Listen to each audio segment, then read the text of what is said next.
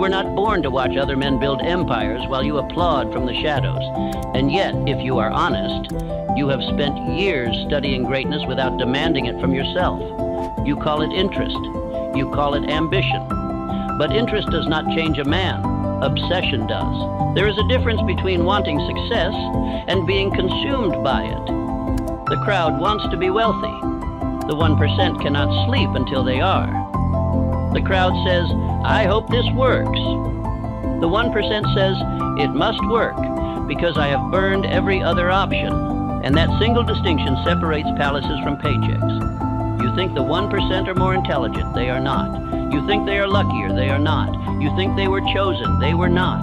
They simply crossed a line most men never dared to approach. They became obsessed with a definite chief aim, so obsessed that comfort became an enemy and delay became intolerable. Let me ask you something that may sting. How many times have you declared a new beginning, a new year, a new month, a new Monday? You felt fire for 3 days, perhaps 7. Then life tapped you on the shoulder and you negotiated with your own promise. The 1% do not negotiate. And when a man becomes obsessed, he does not ask if he feels like working. He works. He does not ask if conditions are favorable. He creates favorable conditions. He does not retreat when misunderstood. He expects it. Obsession is not madness. It is controlled intensity. It is a mind so fixed upon one outcome that doubt finds no resting place. Right now, somewhere in this world, a man with fewer advantages than you is advancing because he has decided that retreat is no longer available. While you debate, he executes. While you hesitate, he persists. While you scroll and compare, he builds in silence. And 1 year from today, the distance between you will not be talent, it will be obsession. Listen carefully. The 1% are not balanced. They are not casual. They are not seeing how it goes. They wake with their aim in mind. They walk with it. They speak with it. They measure every decision against it. Their friends may call them extreme. Their family may call them intense. But history calls them successful. You fear obsession because you have mistaken it for sacrifice. But what you are sacrificing now is far greater.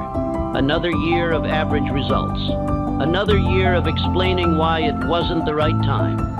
Another year of watching younger men pass you with quieter excuses. Ignore this and you will repeat the year. Look at the pattern of your life, not the dreams, the pattern. What has it produced? If desire alone were enough, you would already stand among the 1%. If intelligence alone were enough, scholars would rule the world. If opportunity alone were enough, every man with access would prosper. The separating force is fixation. A burning desire so definite that it rearranges your habits. A decision so final that your mind refuses alternatives. An obsession so steady that your subconscious begins to work on your behalf even while you sleep. This is the lesson most men will hear and dismiss. They will nod and say, yes, I should be more disciplined, and tomorrow they will return to comfort.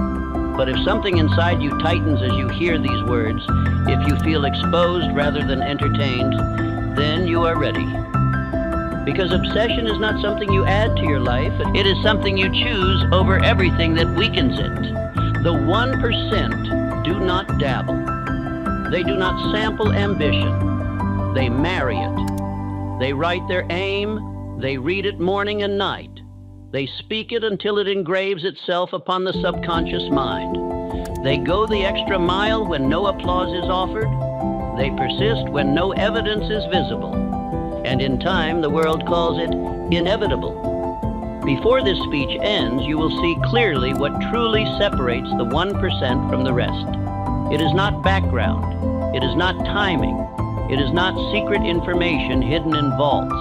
It is a level of obsession so disciplined, so directed, and so relentless that mediocrity cannot survive in its presence. Now ask yourself, are you interested in success, or are you ready to become obsessed? Part 1, the sacred fixation that reorders a man's life. You have been taught to fear obsession as though it were a sickness of the mind.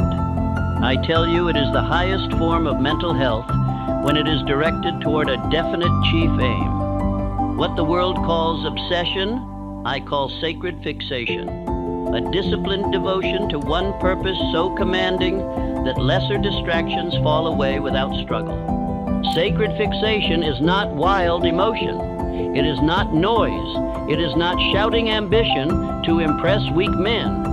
It is a quiet, immovable decision that this one aim shall dominate your thoughts, your hours, your associations, and your conduct. When a man reaches that point, he no longer debates with himself. He organizes himself. Most men are interested in success. Very few are committed to it. Interest says, I hope this will come to pass. Commitment says, it shall come to pass, and I will arrange my life accordingly. Between those two statements lies the invisible line that separates the 1% from the rest of mankind. The ordinary man hopes, the rare man decides, and decision, when it is final, rearranges destiny. Once a decision is sealed, the mind begins seeking means instead of excuses. Energy that was scattered becomes concentrated. Doubt loses its dwelling place. This is sacred fixation, the moment you refuse to divide your devotion. Let me tell you of a young man who possessed no capital, no influence, and no credentials. His clothing was plain, his introduction non-existent. He arrived at the laboratory of a great inventor with nothing in his hands but a decision in his mind. He did not seek employment. He declared, within himself, partnership. He stood there for hours before he was even granted a hearing. He was not impressive to the eye, yet there was something in his bearing that did not beg.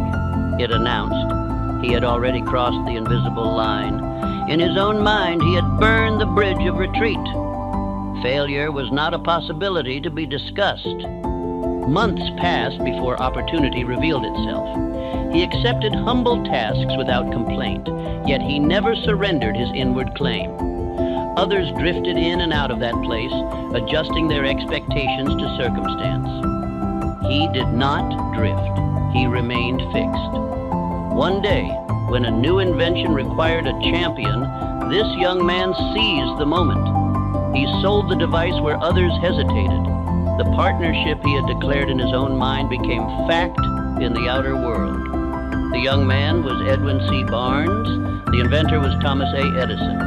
Understand the lesson. Barnes did not wait for certainty before committing himself. He committed first. Evidence followed. The 1% bind themselves to an outcome before the world recognizes it. That is sacred fixation. Why do most men retreat at the first inconvenience? Because they have not made a vow. They have made a wish. A wish negotiates.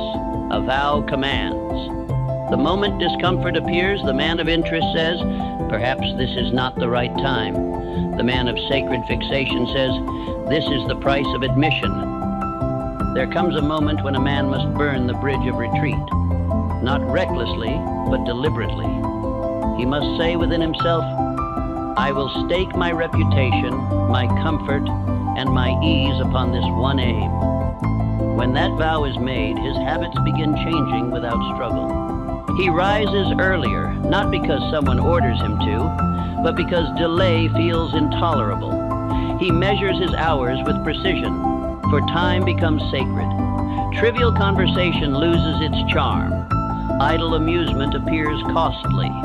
Ridicule loses its sting because he is no longer seeking approval. He is seeking completion. Sacred fixation simplifies life. 1,000 small decisions vanish because they are judged by one standard. Does this advance my chief aim? If it does not, it is discarded.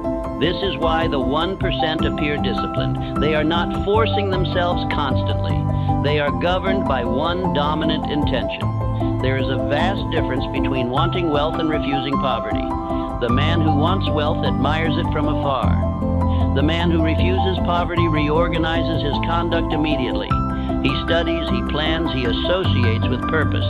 He does not merely desire a larger income, he rejects mediocrity as unacceptable. Observe how others begin to perceive such a man. At first, they whisper,